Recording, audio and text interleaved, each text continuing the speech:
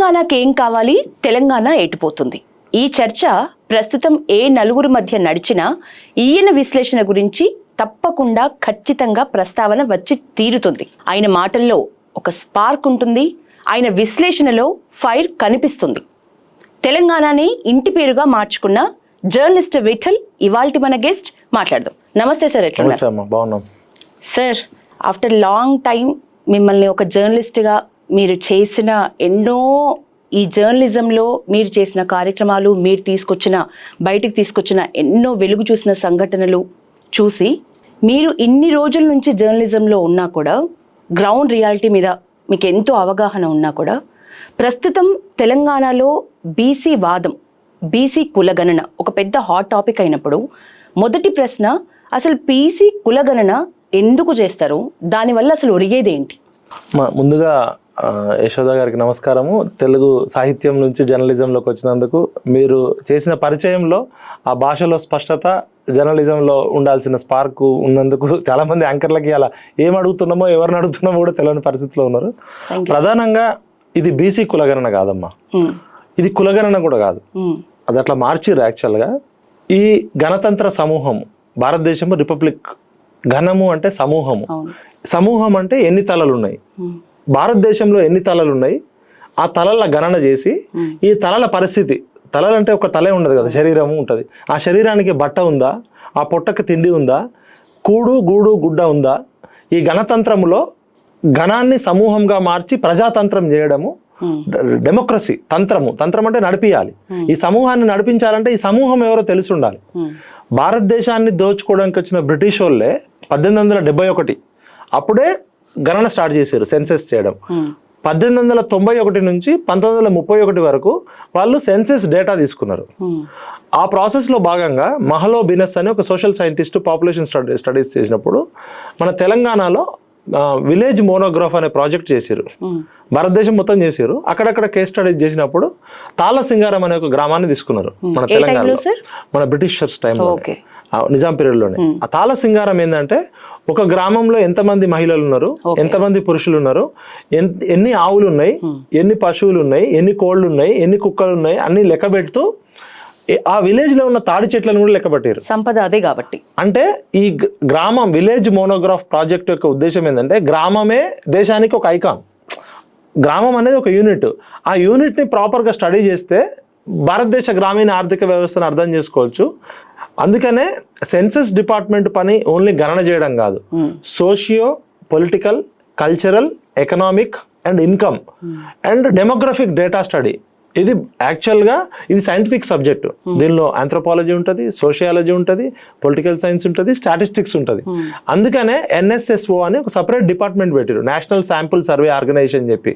ఈ భారతదేశంలో ఉన్న జనాభాని గణన చేయడానికి ప్రతి 10 సంవత్సరాలకు ఒకసారి, అప్పుడు 10 సంవత్సరాలకు తరం మారుతుంది కాబట్టి 10 సంవత్సరాల కాలంలో జనాభా లెక్కలు చేయాలని చెప్పి స్వాతంత్రం వచ్చినాక 1951, 52 నుంచి మొన్నటి 2011 వరకు లెక్కలు తీసుకున్నారు. కానీ దురదృష్టవశాత్తు ఇది అందరికీ తెలవాలి, భారతదేశం ప్రపంచంలోనే అతిపెద్ద ప్రజాస్వామ్య దేశం, అతిపెద్ద లిఖిత రాజ్యాంగం. అలాంటి 143 కోట్ల ప్రజలున్న ఈ జనాభా ఉన్న ఈ దేశంలో సగభాగం యావరేజ్గా 50 to 55%. ఒక రాష్ట్రంలో ఎక్కువ ఉండొచ్చు, ఒక రాష్ట్రంలో తక్కువ ఉండొచ్చు. బీహార్ లాంటి రాష్ట్రాల్లో 60% పైన ఉండొచ్చు. సగం భాగమైన బీసీల జనాభా లెక్కలు లేవు ఈ దేశంలో. ఇది ఎంత దౌర్భాగ్యమైన పరిస్థితి అంటే, అతిపెద్ద ప్రజాస్వామ్య దేశము, సూపర్ పవర్ కావాలనుకుంటున్నాము, లోకనాయకుడు, ప్రపంచ నాయకుడు, ఎంతోమంది గొప్ప గొప్ప ప్రధానమంత్రులు, గొప్ప గొప్ప రాజకీయ పార్టీలు ఉన్న దగ్గర ఈ దేశంలో సగం భాగమైన బీసీల లెక్క లేదని సుప్రీంకోర్టుకి కేంద్ర ప్రభుత్వం అఫిడవిట్ ఇచ్చింది. మా దగ్గర బీసీల లెక్కలు లేవని. సగభాగమైన బీసీల లెక్కలు లేవు, సగమైన దేశంలో జనాభాలో సగమైన మహిళలకు హక్కులు లేవు. ఎంత విచిత్రము, ఎంత విచారము. ప్రజాస్వామ్యము, ప్రజల చేత, ప్రజల కొరకు, ప్రజలే పరిపాలించాల్సిన ఈ ప్రజాస్వామ్య వ్యవస్థలో లెక్కలు లేవు. మమ్మల్ని అన్యాయం చేయట్లే ఈ ప్రభుత్వాలు, అవమానిస్తున్నాయి. ఎందుకంటే ఖమ్మం జిల్లాలో, నేను ఖమ్మం జిల్లా నుంచి వచ్చినమ్మా, మా జిల్లాలో అడవి ప్రాంతం ఎక్కువ ఉంటుంది. అక్కడ అడవుల్లో జిట్రేగి చెట్లను ఉంటాయి, అంటే బ్లాక్ టేక్ అంటారు. ఇప్పుడు టేకు చెట్ల లెక్క ఉంటుంది. జిట్రేగి చెట్టు ఏంటంటే కాస్ట్లీ, టేక్ కన్నా 3-4 times కాస్ట్ ఎక్కువ ఉంటుంది, బ్లాక్ టేక్ అంటారు. ఎంత వయసు ఉన్న చెట్లు ఎన్ని ఉన్నాయో కూడా ఫారెస్ట్ డిపార్ట్మెంట్ దగ్గర లెక్క ఉంటుంది. అదేవిధంగా అడవిలో మా కిన్నెరసాని దగ్గర ఒక ప్రాజెక్ట్ ఉంటుంది, పాల్వంచి దగ్గర. ఆ కిన్నెరసాని ప్రాజెక్టులో చుట్టూ నీళ్లు ఉంటాయి, మధ్యలో ఒక ద్వీపం లాగా ఉంటుంది. అక్కడ జింక పిల్లలు ఎన్ని పిల్లలు పెడుతుంది సంవత్సరానికి, ఒక జింక ఎన్ని పిల్లలు పెడితే ఎంత ఎక్స్పాన్షన్ రేషియో పెరుగుతుంది, పెరిగిన జింకలు ఎక్కడికి తీసుకుపోవాలో కూడా లెక్క ఉంది ఫారెస్ట్ డిపార్ట్మెంట్ దగ్గర. అదేవిధంగా టెలిఫోన్ డిపార్ట్మెంట్ దగ్గర వంగిపోయిన స్తంభాలు ఎన్ని, ఆ స్తంభాలకు నెంబర్ ఉంది, ఐడెంటిటీ ఉంది. ఎలక్ట్రిసిటీ డిపార్ట్మెంట్ దగ్గర కూడా సిమెంట్ స్తంభాలు ఎన్ని, ఐరన్ స్తంభాలు ఎన్ని కూడా లెక్క ఉంటుంది. బాంబేలో ధారావి అని ఒక పెద్ద మురికివాడ ఉంది, ఆసియాలోనే అతిపెద్ద మురికివాడ. బాంబే నగరం పెరుగుతున్న జనాభాకు అనుగుణంగా మురికివాడలు పెరుగుతున్నాయి అని చెప్పి భారతదేశము అక్కడ సెంట్రల్ గవర్నమెంట్, స్టేట్ గవర్నమెంట్ ఒక లెక్క చేసింది. ఈ రోగాలకు కారణం ఏంటంటే ఎలకలు, పందికొక్కులు. ఒక పందికొక్కు ఎన్ని పిల్లలు పెడుతుంది, ఎంత కాలంలో ఎన్ని పిల్లలు పెడుతుంది అనేది హెల్త్ డిపార్ట్మెంట్ లెక్కలు చేసి ఎంత మందు చల్లాలి అక్కడ. ఒక పందికొక్కు పిల్లలు పెట్టకుండా ఉండాలంటే ఎంత మందు అక్కడ చల్లాలి, వాటికి ఎట్లా వ్యాక్సినేషన్ వేయాలని కూడా లెక్క ఉంది. ఈ దేశంలో పందికొక్కుల లెక్క ఉంది, అడవిలో ఉన్న జంతువుల లెక్క ఉంది, చెట్ల లెక్క ఉంది. కానీ ఈ దేశ నిర్మాణానికి, ఈ దేశ సంపదకి, ఈ దేశ శ్రామిక ఉత్పత్తిలో కీలకమైన బ్రిలియంట్ అండ్ క్రియేటివ్ వర్గాలకు చెందిన ఈ దేశ సంపదలో 50% సంపద బీసీల చెమట నుంచి, బీసీల రక్తాన్ని చెమటగా మారిస్తే వస్తే ఈ బీసీల లెక్క లేకపోవడం మన దేశానికే సిగ్గుచేటిది. ఇది ఒక దేశ పౌరుడుగా నేను బాధతో చెప్తున్నది కాదు. ఇది బ్రిటిష్ వాడు దోచుకోవడానికి వచ్చినోడు కూడా కనీసం మనకు కావాల్సిన బేసిక్ ఫెసిలిటీస్ కోసము వాడు జనాభా లెక్క కట్టి ఈ లెక్క వీళ్ళ పొట్ట ఏంది, వీళ్ళ బట్ట పరిస్థితి ఏంది, వీళ్ళ ఇల్లు పరిస్థితి ఏందని లెక్క పెట్టిరు. కానీ స్వాతంత్రం వచ్చిన తర్వాత మహిళలకు హక్కులు లేవు, జనాభాలో సగభాగమైన బీసీలకి లెక్కలు లేవు. అంటే ఇది ఎంత పెద్ద సమస్య మీరు ఆలోచించండి. ఈ భూమి మీద 150 కోట్ల మందిలో 75 కోట్ల మందికి సంబంధించిన హక్కులకు సంబంధించిన ఉద్యమం అంటే ఇది ప్రపంచంలోనే అతిపెద్ద అన్యాయానికి గురై 75 కోట్ల మంది లెక్కలు లేవండి. ఈరోజు ఆఫ్ఘనిస్తాన్లో, తాలిబాన్లోనో లేకపోతే మనకన్నా వెనుకబడ్డ దేశాల్లో అక్కడ పశువుల లెక్క కూడా ఉంది, మనుషుల లెక్క ఉంది. వాళ్ళ విధానాలు ఛాందస విధానాలు కావచ్చు. అసలు data driven society, data is everything. ఇప్పుడు మీరు అబద్ధం చెప్పొచ్చు, రాజకీయ నాయకులు అబద్ధం చెప్పొచ్చు, నేను అబద్ధం చెప్పొచ్చు, మనిషి తప్పులు చేస్తాడు. కానీ డేటా నిజాన్ని చెప్తుంది. స్టాటిస్టిక్స్ బిట్వీన్ ద లైన్స్ మనకు ఎన్నో విషయాలు చెప్తుంది. ఇప్పుడు ప్రపంచం అంతా data interpretation, data analysis, artificial intelligence, machine learning అంటున్న కాలంలో స్టాటిస్టిక్స్ ఒక సబ్జెక్టుగా ఎమర్జ్ అయ్యి population studies, political science, public administration, ప్రణాళిక సంఘాలు, నీతి ఆయోగ్ ఇవన్నీ కూడా డేటాతోటే కదా. ఇవాళ ఇప్పుడు మీరు మంత్రి అయినా, నేను పాలకుడైనా, ఇప్పుడు ఉదాహరణకి ఒక స్కూల్ తీసుకుందాం. ఒక స్కూల్లో జనవరి 26వ తారీఖు కావచ్చు, ఆగస్టు 15 కావచ్చు. మీరు 6వ తరగతిలో ఎంతమంది, మీరు ఒక టీచర్ అయితే 6వ తరగతిలో 62 మంది పిల్లలు ఉన్నారు, 7వ తరగతిలో 75 ఉన్నారు, 10వ తరగతిలో 200 మంది ఉన్నారు. అంటే మొత్తం స్కూల్లో ఎంతమంది పిల్లలు ఉన్నారు లెక్కబట్టి డిఓ గారు ఏం చేస్తారు, మీ స్కూల్లో ఎంతమంది పిల్లలు ఉన్నారు, ఎన్ని పుస్తకాలు పంపించాలి, ఆగస్టు 15కి ఎన్ని స్వీట్లు పంపాలి, ఎన్ని చాక్లెట్లు పంచాలని లెక్క కడతారు. అలాంటిది ప్రతిదీ లెక్కతో ఉన్నది. ఈ దేశంలో సగభాగమైన లెక్కలు లేకపోవడము మనము సిగ్గుతో, మన పాలకులు, మన రాజకీయ నాయకులు, మన ప్రభుత్వాలు వాళ్ళు నీళ్ళు లేని బాయిలో దూకి చావాలి అసలు. సార్ ఎందుకు సార్ ఇప్పుడు సడన్ గా ఇంత హాట్ టాపిక్ వచ్చిన తర్వాత ఇప్పుడు ఈ లెక్క లేదు అనేది వినిపిస్తున్నది. గత ప్రభుత్వం హయాంలో, కేసీఆర్ హయాంలో కూడా సర్వే చేసినారు, కానీ ఆ డేటా బయట పెట్టలేదు. ఎందుకంటారు? ఈ రాజకీయ పార్టీలన్నీ కూడా ఎట్లాంటివి అంటే, మన పైనుంచి నేషనల్ పార్టీస్ కావచ్చు, ఇక్కడ ఉన్న పార్టీలు కావచ్చు, అన్ని పార్టీల్లో ఎస్సీ సెల్ ఉంటుంది, ఎస్సీ వింగ్ ఉంటుంది, బీసీ సెల్ ఉంటుంది, ఎస్టీ సెల్ ఉంటుంది, మోస్ట్ బ్యాక్వర్డ్ వింగ్ ఉంటుంది, మోస్ట్ బ్యాక్వర్డ్ సెల్ ఉంటుంది, మైనారిటీ సెల్ ఉంటుంది. కానీ ఏ రాజకీయ పార్టీలో కూడా ఓసీ సెల్ కానీ, బ్రాహ్మణ్ సెల్ కానీ, రెడ్డి సెల్ కానీ, వైశ్య సెల్ కానీ ఉండదు, వెలమ సెల్ ఉండదు. ఎందుకంటే పేరుకి రాజకీయ పార్టీలన్నీ 100% ప్రజల కోసం అని చెప్తారు. కానీ ఎస్సీ, ఎస్టీ, బీసీ, మైనారిటీ వీళ్ళందరినీ సెల్లులు వేసి బంధిస్తారు. వాళ్ళకి ఎలక్షన్లు అప్పుడు సెల్లులు ఓపెన్ చేస్తారు, మీటింగ్లకి జనాలు వేస్తారు, కేవలం ఓటర్స్గా మాత్రమే చూస్తారు. నేను ఏ రాజకీయ పార్టీ అని, అన్ని రాజకీయ పార్టీలు. మరి 93% ఉన్న ప్రజలనేమో సెల్లులు వేసి బంధించారు. ఈ పిడికెడు మంది లేని పెత్తందారులు మాత్రం సెల్లులు ఉండవు. ఎందుకంటే ఈ రాజకీయ పార్టీలన్నీ అగ్రకుల, మనువాద, పెత్తందారే భూస్వామ్య పార్టీలే. గతంలో ఏదైతే సంస్థానాల్లో దేశ్ముఖులు, దేశపాండేలు, జాగీర్దారులు, జమీందారులు ఉన్నారో వాళ్ళే ప్రజాస్వామ్యం ముసుగులో వాళ్ళే ఎమ్మెల్యేలు అయ్యారు, వాళ్ళే ఎంపీలు అయ్యారు, వాళ్ళే మంత్రులు అయ్యారు, వాళ్ళే ముఖ్యమంత్రులు అయ్యారు. అందుకనే ఇంత బ్రిటిషోడికి సోయింది. బ్రిటిషోడు లెక్క చేసిండు, దోచుకోవడానికి వచ్చినోడు కూడా లెక్క చేసి కనీసం బేసిక్ ఫెసిలిటీస్ కల్పించిండు. ప్రజాస్వామ్యం, గణతంత్రం పేరుతో లెక్కలు చేయట్లేదంటే ఎందుకంటే వాళ్ళ బొక్కలు బయటపడతాయని. కమింగ్ టు ద తెలంగాణకి మీరు అడిగిన ప్రశ్న, బొగ్గుబాయిలో ఉన్నోడు బొంబాయిలో ఉన్నోడు, దుబాయ్లో ఉన్నోడు లెక్క తీస్తాము. ఎందుకంటే తెలంగాణ స్వయం పాలన, స్వేచ్ఛ, స్వాతంత్రం కోసం వచ్చింది. ఈ తెలంగాణ అనేది నా లైఫ్ టైం డ్రీము. సావు నోట్లో తలబెట్టి తెచ్చిన కాబట్టి తెలంగాణలో ఉన్న ప్రతి ఒక్కరు రావాల్సిందే, రాకపోతే మీరు చచ్చిపోయినట్టే అని చెప్పారు కేసీఆర్ గారు. చాలా గొప్పగా తెలంగాణ ప్రజలందరినీ ఒకే రోజులో దాదాపు 3 లక్షల మంది ఎన్విరేటర్స్ని పెట్టి చేశారు. మరి కేసీఆర్ గారు చేసిన లెక్కలు ఎందుకు బయట పెట్టలేదు? కేసీఆర్ గారు లెక్కలు బయట పెట్టలేదని ఈ మిగతా ప్రతిపక్ష పార్టీలు ఎందుకు ఉద్యమం చేయలేదు? కేసీఆర్ గారు లెక్కలు బయట పెట్టలేదు, తప్పు పని చేసిండు. మరి 10 సంవత్సరాలు 2 టర్ములు ఉన్నాడు కదా, ఇదే ప్రతిపక్ష పార్టీలు సిపిఐ, సిపిఎం, కాంగ్రెస్ అన్ని పార్టీలు ఉన్నాయి కదా, మరి అన్ని పార్టీలు ఉద్యమం చేయాలి కదా. నువ్వు లెక్కలు బయట పెట్టమని పెట్టలేదు. కేసీఆర్ గారిని బాగా విమర్శించారు. ఏమని? మీరు లెక్కలన్నీ దాచుకొని ఫామ్ హౌస్ లో పెట్టుకున్నారు, మీరు మీ కుల ప్రయోజనాల కోసం, మీ పార్టీ ప్రయోజనాల కోసం ఆ లెక్కల డేటాని వాడుకున్నారని చెప్పారు. సరే, కేసీఆర్ గారు పెట్టలేదు, ప్రజలు కర్రుగాల్చి వాత పెట్టారు. రేవంత్ రెడ్డి గారి పాలన వచ్చి 14 నెలలు అయింది. ముఖ్యమంత్రిగా ప్రమాణం స్వీకారం చేసిన రోజు ఏమంటే అక్కడ పక్కన శాంతకుమార్ గారు ఉంటారు కదా, ప్రిన్సిపల్ గారు, అమ్మ కేసీఆర్ గారు దాచిన డేటా ఏమో బయట పెట్టమంటే ఆమె దగ్గర ఉంటది కదా, అందరు కలెక్టర్ల దగ్గర డేటా ఉంది కదా, మరి అప్పుడు ఎందుకు బయట పెట్టలేదు? కేసీఆర్ 100% తప్పు పని చేసిండు. ఆయన 3,50,00,000 జనాభా, 3,50,00,000 కేసులు పెట్టాలి. నా డేటా మొత్తం తీసుకున్నాడు, నా డేటా దొంగిలించిన దొంగ. నా పేరు, నా ఐడి కార్డు, నా ఆధార్ కార్డు, నా పాన్ కార్డు, నా బ్యాంక్ అకౌంట్, మా ఇంట్లో కోడి ఉందా, కుక్క ఉందా, బర్రె ఉందా, నాకు ఎన్ని కార్లు ఉన్నాయి, నాకు ఎన్ని ఉన్నాయి, ఆస్తులు అన్ని తీసుకున్నాడు కదా. మరి డేటా అనేది ఎవ్రీథింగ్ కదా. 3.5 కోట్ల మంది డేటా 10 సంవత్సరాలు మిస్యూజ్ చేసినందుకు 3.5 కోట్ల మంది కేసులు పెట్టాలి. ఆ కులగణన సర్వేలో పాల్గొన్న వాళ్ళందరూ కేసీఆర్ మీద కేసు పెట్టారంటారు. కులగణనలో డేటా ఇచ్చిన వాళ్ళందరూ, ఎందుకంటే 10 సంవత్సరాలు ఆయన మిస్యూజ్ చేసిండు. ఆయన దుబాయ్కి అమ్ముకున్నాడో, బొంబాయి మాఫియాకి అమ్ముకున్నాడో, లేకపోతే డేటా ఈజ్ ఎవ్రీథింగ్ కదా, ఏ ఫేస్బుక్ అమ్ముకున్నాడో తెలియదు. రేవంత్ రెడ్డి గారు ఏం చేయలే. రేవంత్ రెడ్డి గారు పదే తిట్టిర్రు. మరి 14 నెలలు 14 సెకండ్ల పని అది. జస్ట్ చీఫ్ సెక్రటరీ గారికి ముఖ్యమంత్రి గారు హామీ ఇస్తే 2 రోజుల్లో పెట్టచ్చు. 14 నెలలు దాచినందుకు రేవంత్ రెడ్డి గారి మీద కూడా కేసులు పెట్టాలి. సెకండ్, రాహుల్ గాంధీ గారు జోడో యాత్ర పేరుతో బీసీలకి మేము అన్యాయం జరిగింది, కాశ్మీర్ నుంచి కన్యాకుమారి దాకా పాదయాత్ర చేసిండు. ఆయన ఏమన్నాడు?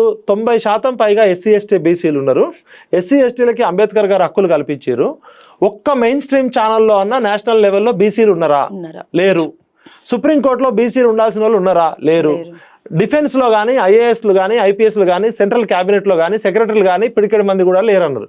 అని కాశ్మీర్ నుంచి కన్యాకుమారి దాకా సామాజిక న్యాయ యాత్ర పేరుతో బీసీలకి మేము వస్తే న్యాయం చేస్తామని చెప్పారు రాహుల్ గాంధీ గారు. ఆ విషయంలో ఎన్ని రోజులు చేయనందుకు కాంగ్రెస్ పార్టీ ద్రోహి, 50-60 సంవత్సరాలు. రాహుల్ గాంధీ ఇనిషియేటివ్ చేసినందుకు హ్యాట్స్ ఆఫ్.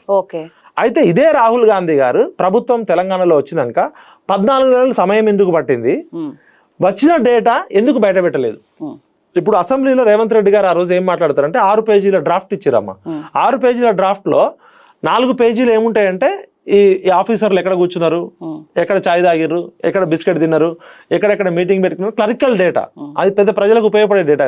2 పేజీల్లో ఓసీలు ఎంత, బీసీలు ఎంత, ఎస్టీలు ఎంత, ఎస్సీలు ఎంత చెప్పారు. ఆ డేటా బయటకు వచ్చినాక ఆ డేటా కోసం మాకు చాలా హోప్ ఉండే, ఎందుకంటే ఆ ప్రాసెస్లో మేము ఇన్వాల్వ్ అయినాం. ఈ దేశంలో బీసీలకి న్యాయం చేయాలనే ఉద్దేశంతో తమిళనాడు 20 ఏళ్ల క్రితమే అగ్రకులంలో పుట్టిన బ్రాహ్మణురాలైన జయలలిత గారు కూడా అక్కడ తమిళనాడు ప్రజల ఆర్థిక సామాజిక స్థితిగతులను స్టడీ చేసి 63% రిజర్వేషన్ ఇచ్చారు. ఆమె పార్లమెంట్ని సవరించి ఆర్టికల్ 19 కింద ప్రధానమంత్రి పివి నరసింహరావు గారితో కొట్లాడి దేశంలో ఏ రాష్ట్రంలోనైనా 50% ఉంటుంది సీలింగ్. కానీ జయలలిత గారు ఒక బ్రాహ్మణ అయినా కూడా, పివి నరసింహరావు గారు బ్రాహ్మణ అయినా, తమిళనాడు యొక్క ప్రజల పరిస్థితి అర్థం చేసుకొని 63% రిజర్వేషన్ ఇచ్చారు. అంటే సుప్రీంకోర్టు ఏమన్నది ఏ లెక్కల బేస్ మీద ఇచ్చారంటే అప్పుడే డెడికేటెడ్ కమిషన్ ఉంది. మన కళ్ళ ముందు బీహార్లో నితీష్ కుమార్ యాదవ్ గారు కులగణన చేశారు. ఆయన 100 సార్లు రివ్యూ మీటింగ్ పెట్టిండు. Socio political, cultural, economical, income disparities and life style ఎట్లా ఉంది, అండ్ లైవ్లీవుడ్స్ ఎట్లా ఉన్నాయి, జీవనోపాధులు ఎట్లా ఉన్నాయని ఈ దేశంలో ఉన్న సోషల్ సైంటిస్టులు, పబ్లిక్ ఎక్స్పర్ట్స్, స్టాటిస్టిక్స్ ఎక్స్పర్ట్స్ అంతా కలిపి 100 రివ్యూ మీటింగ్లు ముఖ్యమంత్రి గారు పెట్టారు. 69% రిజర్వేషన్ ఇచ్చారు. 2,50,000 మంది బీసీలకు ఉద్యోగస్తులు, టీచర్లు అయ్యారు, కొత్తగా డాక్టర్లు అయ్యారు, ఇంజనీర్లు అయ్యారు. అది ఇప్పుడు సుప్రీంకోర్టులో నడుస్తుంది. మరి మనకన్నా ముందు చేసిన తమిళనాడు మోడల్ ఉంది, మనకన్నా ముందు చేసిన బీహార్ మోడల్ ఉంది. మేము ఆ రెండింటిని స్టడీ చేసి మా ప్రొఫెసర్ల టీం అంతా కలిసి రాష్ట్ర ప్రభుత్వానికి ఒక గైడ్ లైన్స్ ఇచ్చినాం. బీహార్ నుంచి ఎక్స్పర్ట్స్ని కూడా పిలిపించి వీళ్ళకి చెప్పించినాం. అయితే వీళ్ళు చేసిన కుట్ర ఇక్కడ ప్రజలారా గమనించండి. రాహుల్ గాంధీ చెప్తున్నదేమో కులగణన, రేవంత్ రెడ్డి గారు అసెంబ్లీలో ప్రకటించింది మేము కులగణన చేస్తాం రాహుల్ గాంధీ సిద్ధాంతాలకు అనుగుణంగా అని చెప్పారు. కానీ పేపర్లో ఇచ్చిన నోటిఫికేషన్ బీసీ సెన్సస్ అని ఇచ్చారు. కులగణన అంటే ఓన్లీ బీసీ సెన్సస్ కాదు, అన్ని కులాల గణన చేసి ప్రజల యొక్క సామాజిక స్థితికి తెచ్చుకొని పాలన మెరుగ్గా చేయాలని. ఈ డేటా తీసుకొని ఏం చేస్తారు? ఫోన్లు చేసి కాల్ సెంటర్ పెట్టుకోరు కదా. ఈ డేటా ఉంటే పరిపాలన ఏ విధంగా చేయాలి, ఎవరికి సంక్షేమ పథకాలు ఇవ్వాలి, ఎవరు ఆర్థికంగా లబ్ధి పొందిరు, ఎవరు పేదరికంలో ఉన్నారు, ఎవరు రేషన్ కార్డులు అడుగుతున్నారు, ఎవరు తిండి లేకున్నారు, ఎవరు రైల్వే స్టేషన్లో పడుకుంటున్నారు, అత్యంత అట్టడుగునున్న చిట్ట చివరి వాడి జీవితంలో వెలుగులు తీసుకురావడమే ప్రజాస్వామ్య స్ఫూర్తి. అలాంటి ప్రజాస్వామ్య స్ఫూర్తికి గాంధీ గారు కావచ్చు, అంబేద్కర్ గారు కావచ్చు, దీన్ దయాళ్ ఉపాధ్యాయ గారు కూడా చెప్పారు, ఈ సమాజంలో ఉన్న చిట్ట చివరి అట్టడుగున ఉన్న గుడిసెలో ఉన్న వాడి జీవితంలో వెలుగులు నింపడమే మనకి ప్రామాణికం కావాలని. మరి అలాంటి 70 సంవత్సరాలు చేయలేదు. చేసేటప్పుడు ఎంత జాగ్రత్తగా ఉండాలి? రేవంత్ రెడ్డి గారు ప్రకటించిన నివేదిక చూస్తే 3 తప్పులు చేశారమ్మా. ఒకటి, సెన్సెస్ చేయాలంటే రాష్ట్ర ప్రభుత్వాలకి హక్కు లేదు. సెన్సెస్ ఎవరు చేయాలన్నా కూడా NSSO చేయాలి, నేషనల్ శాంపుల్ సర్వే ఆర్గనైజేషన్. దానికి పార్లమెంట్లో యాక్ట్ ఉంది. ఒకవేళ రాష్ట్ర ప్రభుత్వం చేయాలంటే కమిషన్ ఆఫ్ ఎంక్వైరీ యాక్ట్ కింద డెడికేటెడ్ కమిషన్ ఏర్పాటు చేయాలి.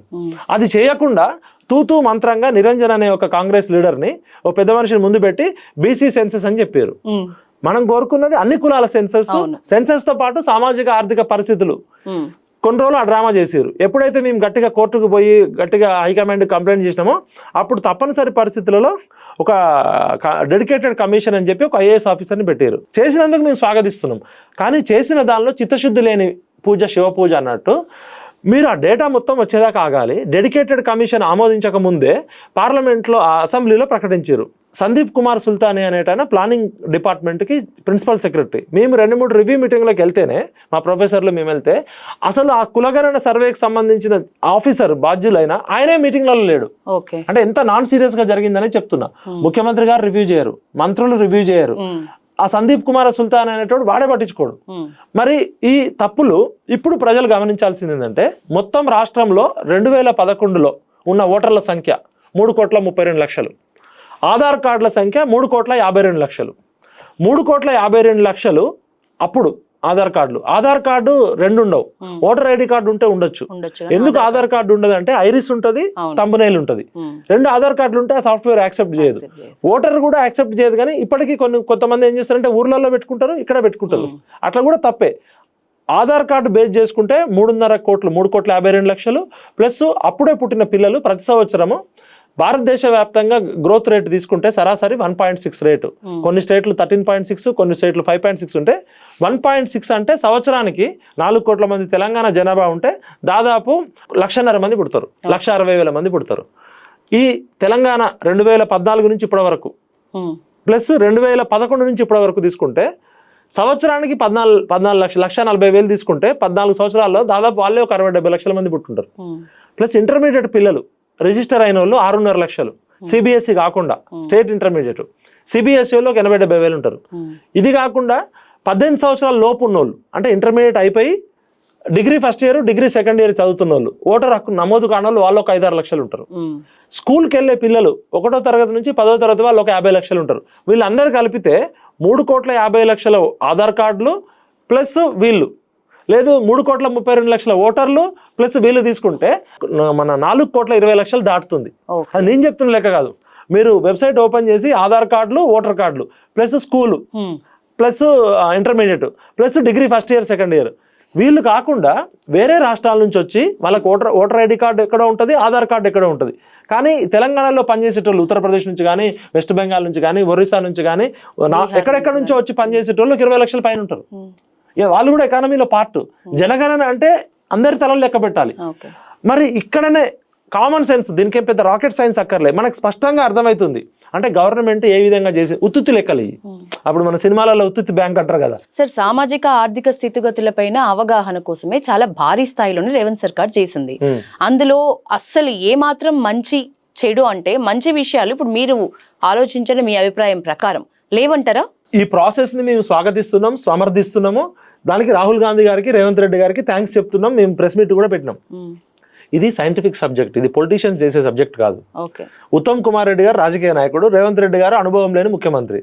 వీళ్ళిద్దరు చేయాల్సిన మంచి పని ఏంటంటే ఒక రిటైర్డ్ జడ్జిని కానీ ఒక సిట్టింగ్ జడ్జిని కానీ ఒక డెడికేటెడ్ కమిషన్ వేసి పాపులేషన్ స్టడీస్ చేసే ఒక ఎక్స్పర్ట్ని, స్టాటిస్టిక్స్ ఎక్స్పర్ట్ని, సోషల్ సైంటిస్ట్లని ఒక అడ్వైజరీ పెట్టి రాజకీయాలకు తావు లేకుండా, ఇది ప్రొఫెషనల్గా జరగాల్సిన డెమోగ్రఫిక్ స్టడీ, దీనిలో రాజకీయాలకు తావు లేకుండా చేయాల్సి ఉండే. మరి ఇంత పెద్ద సర్వే చేశారు కదా, ఎవరు దీనికి బాధ్యులు? ఉత్తమ్ కుమార్ రెడ్డి బాధ్యులా? కమిషన్ అంటున్నారు కదా, డెడికేటెడ్ కమిషన్ ఇంకా రిపోర్టే యాక్సెప్ట్ చేయలేదమ్మా. అసెంబ్లీలో 6 పేజీల నివేదిక పెట్టిరు. డెడికేటెడ్ కమిషన్ చట్టబద్ధత లేదు ఇంకా దీనికి. అది బీసీలకి రిజర్వేషన్ ఇవ్వడం కోసం కోర్టుకు పోతున్నామని తెలిసి 42% రిజర్వేషన్ కోసం చేసింది. మీకు సోషల్ సైంటిస్ట్ ఎవరు? పాపులేషన్ స్టడీస్ ఎక్స్పర్ట్ ఎవరు? డెమోగ్రఫిక్ ఎక్స్పర్ట్ ఎవరు? పాపులేషన్ స్టడీ చేయడం అనేది మోర్ సైంటిఫిక్ సబ్జెక్ట్. ఆ టీం ఎవరు మరి? బయట పెట్టాలి కదా. ఇప్పుడు మంచి జరిగితే చప్పట్లు మేమే అంటారు, మరి ఇన్ని తప్పులు జరిగినందుకు ఎవరిని బాధ్యులు చేయాలి అంటే వీళ్ళకి ఏ మాత్రం కూడా ఎందుకు లేదు అంటే ఇక్కడనే మనం గమనించాలి. ఎందుకంటే పిడికెడు మంది పెత్తందారుల చేతిలో వెలమ, కమ్మ, రెడ్డి, అందులో కూడా మంచోళ్ళు ఉన్నారు. ఈ 3 కులాలకు చెందిన కొంతమంది పెత్తందారులు ప్రజాస్వామ్యాన్ని వెల్కమ్ రెడ్డి రాజ్యంగా మార్చేసారు. నేను అందరిని అనట్లే, ఆ కులాల్లో ఉన్న కొంతమంది ఒకే 4 సార్లు వాళ్ళే ఎమ్మెల్యేలు అవుతారు, వాళ్ళే మంత్రులు అవుతారు. ఇంకా పేద రెడ్డిలను కూడా రానియరు, పేద వెలమలను కూడా రానియరు. ఈ 3 కులాలు 3 కుటుంబాలే తెలుగు రాష్ట్రాల ప్రజాస్వామ్యం. మీరు అన్న మాటలోనే 3 కులాలు 3 పార్టీలు సార్. మీరు అన్నట్లు రెడ్లు, కమ్మ, వెలమ. ఎవరు ఈ తెలంగాణని ఎక్కువ శాతం పాలించిండ్రు అంటే ఏం చెప్తారు? ఇప్పుడు తెలంగాణనే కాదు, రెడ్డి రాజులు అనేది మనకు చరిత్రలో ఎప్పటి నుంచో ఉన్నారు కదా. స్వాతంత్రం వచ్చినాక నీలం సంజీవ రెడ్డి దగ్గర నుంచి మనకి హైదరాబాద్ అనేది ప్రత్యేక దేశం ఉండే, యూనియన్ ఆఫ్ హైదరాబాద్ స్టేట్. మన బూర్గుల రామకృష్ణారావు దగ్గర నుంచి మొదలు పెడితే హైదరాబాద్ స్టేటు, ఆంధ్రప్రదేశ్ సపరేటు, హైదరాబాద్ స్టేటు, అక్కడి నుంచి ఇప్పటి వరకు తీసుకుంటే దాదాపు 50 సంవత్సరాలు రెడ్లు పరిపాలించారు. 14 మంది రెడ్లు ఉన్నారు. జలగం వెంగళరావు గారు ఒకసారి ముఖ్యమంత్రి అయ్యారు, తర్వాత కేసీఆర్ గారు 10 ఏళ్ళు అయ్యారు. మళ్ళా చౌదరీస్ ఎన్టీఆర్ గారు, నాదెండ్ల భాస్కర్ రావు గారు, మళ్ళీ ఎన్టీఆర్ గారు, మళ్ళీ చంద్రబాబు నాయుడు గారు, ఎన్టీఆర్, చంద్రబాబు నాయుడు, నాదెండ్ల భాస్కర్ రావు, వీళ్ళు ముగ్గురు కలిసి ఒక 20 ఏళ్ళు. అంటే ఒక 40-50 ఏళ్ళు రెడ్లు, ఒక 10 ఏళ్ళు వెలమలు, ఒక 15 నుంచి 20 ఏళ్ళు కమ్మలు. వెలమ, కమ్మ, రెడ్డి, ఈ మొత్తం కలిపి 15 మంది పని. ఒక్క బీసీ ముఖ్యమంత్రి కూడా లేడు.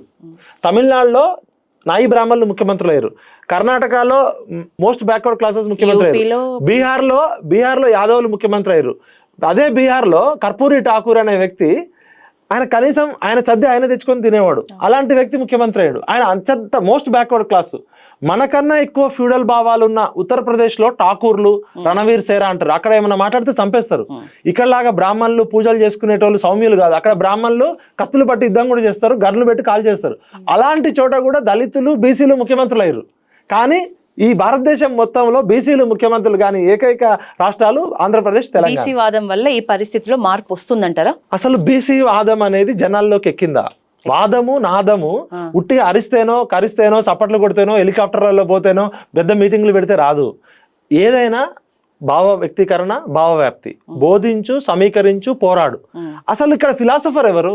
ఇప్పుడు తమిళనాడు తీసుకుంటే పెరియార్ ఉన్నాడు, నారాయణ గురు, కేరళలో నారాయణ గురు ఉన్నాడు, అక్కడ ద్రవిడ మూవ్మెంట్ ఉంది, కల్చరల్ మూవ్మెంట్ ఉంది, అక్కడ ఎంజీఆర్ కానీ ఎంతో మంది ద్రవిడ మూవ్మెంట్ చేశారు. అక్కడ వచ్చిన చైతన్యంలో రాజకీయ నాయకులు కాలే. అక్కడ ఫస్ట్ ఏ రాజ్యమైనా కల్చరల్ మూవ్మెంట్, ఫిలాసఫికల్ మూవ్మెంట్ ద్వారా వస్తుంది. నా దృష్టిలో ఇప్పుడున్న బీసీ నాయకులు అంతా 50 సంవత్సరాల నుంచి ఒక్కళ్ళు కూడా ఫిలాసఫికల్ మూవ్మెంట్, కల్చరల్ మూవ్మెంట్ చేయలే. అడకతీరే మూవ్మెంట్ చేసిరు తప్ప ఆత్మగౌరవ ఉద్యమం చేయలే. రాజ్యాధికారం అనేది అడుక్కుంటే వచ్చేది కాదమ్మా. ఆత్మగౌరవం అనేది అడుక్కుంటే వచ్చేది కాదు. ప్రాణాలకు తెగించి పోరాడితేనే రాజ్యాధికారం వస్తుంది. ఫస్ట్ సెల్ఫ్ రెస్పెక్ట్ అనేది మనకు ఉండాలి కదా. ఇప్పుడు 50% పైగా ప్రజలకున్న ప్రతినిధులు ఈ 50% ప్రజల ఓట్లు వేయించుకోవడంలో విఫలమవుతున్నారు కదా. ఇప్పుడు నేను బీసీలు వెనకబడ్డానికి కారణము రెడ్లు, వెలమలు, కమ్మలు అని చెప్పట్లే. ఈ బీసీలలో ఉన్న చెంచా నాయకులు, కాంశీరామ్ గారు చెంచాగాళ్ళని ఒక పుస్తకం రాసిండు, మీరు చదవండి. ఫస్ట్ శత్రువు బయట ఉన్నాడు, శత్రువు మన వర్గాల్లోనే ఉంటాడు. అంబేద్కర్ గారు, కాంశీరామ్ గారు అది గుర్తించే జ్యోతిబా పూలే బీసీ, జ్యోతిబా పూలే సాహు మహారాజుకి గురువులు అంటాడు. సాహు మహారాజు అంబేద్కర్ గారిని చదివిపించాడు. అంటే ఈ దేశంలో సామాజిక విప్లవానికి పునాది ఒక బీసీ జ్యోతిబా పూలే. మహిళలకి విద్య అందించిన సావిత్రిబాయి పూలే మొట్టమొదటి టీచర్.